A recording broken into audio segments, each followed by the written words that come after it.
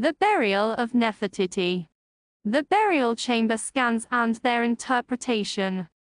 Two of the four Factum Arte scans, those of the west and north walls, shed significant new light on KV62 and its development. B. North Wall Part 2. In continuation of the previous video, it begins to look as if Egyptology's traditional reading of KV62 as a small, private tomb subsequently enlarged to 4 chambers for Tutankhamun's exclusive use has been very much in error. Rather, the indications are that what we now know as KV62 represents merely the outermost portion of an extended, corridor-style tomb within a tomb, a considerably larger entity than previously understood, containing sequential burials of 1.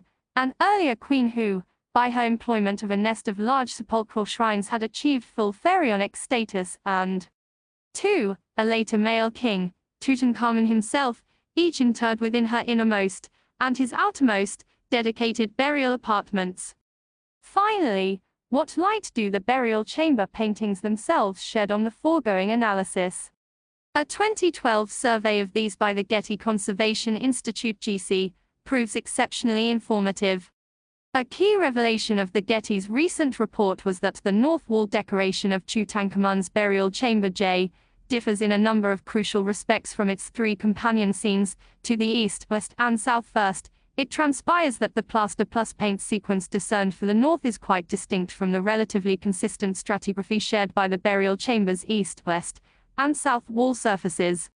The last demonstrably a decoration applied only after the introduction into J of Tutankhamun's large gilded shrines and the subsequent erection of the antechamber burial chamber partition Carter 28. A second important difference is the complete absence from the north wall of those snapped paint guidelines employed in the laying out of the scenes of Room J's east, west, and south walls. On the north, the proportions of the design had been fixed instead by means of simple incisions in the plaster. Third, and most telling of all, is the Getty's discovery that the ancient palette of KV62's north wall differed markedly from that we see today. Unlike the east, west, and south walls, whose scenes were painted onto a yellow over white ground, on the north wall, the decoration had been executed directly on white. As the Getty team was able to establish, its present yellow ground brighter than the yellow of the east, west, and south walls, as the north wall's greens were also somewhat paler, represented a subsequent adaptation achieved by the simple expedient of painting around the existing figures. With evidence for 1. A divergent paint/plaster sequence. 2. A decoration laid out by a variant method. And 3. The employment of a different ground color. It is impossible to avoid the conclusion that the burial chamber's north wall had been decorated independently of, and at an earlier date than, its Tutankhamun era, yellow ground fellows. This latter inference confirmed by the north's employment of an earlier, Amarna-style, 20-square grid in contrast to the later, 18-square proportions seen in the south and seemingly, the east and west walls also. Prior to Chamber J's adaptation to receive Tutankhamun's interaction, therefore, the north wall scene must have already been in existence, and unless there are earlier paintings now concealed beneath the east, west, and south walls, apparently as that room's sole decorated surface. And, with figures painted directly on a white background, this scene supposedly had no association with any pre-Tutankhamun house of gold or burial chamber. What, then, had its intended function? With the apparent continuation of KV62 beyond this point, a likely explanation may be proposed, that the original role of this white ground decoration had been that of a blinded decorated barrier, erected with the twin aims of applying ritual protection to, and the concealment of, additional, pre-Tutankhamun chamber S, beyond. Such corridor concealments were a subterfuge resorted to frequently in the Valley of the Kings, and indeed they occur too within other royal burials elsewhere.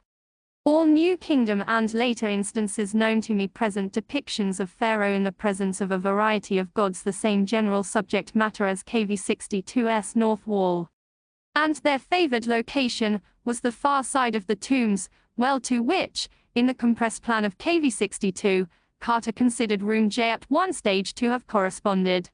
The sole significant difference between the KV62 north wall, painting and those corridor concealments of which we have any knowledge, in the Valley of the Kings is that all of the latter had been breached in distant antiquity, with the burials they sought to protect completely plundered. Fig.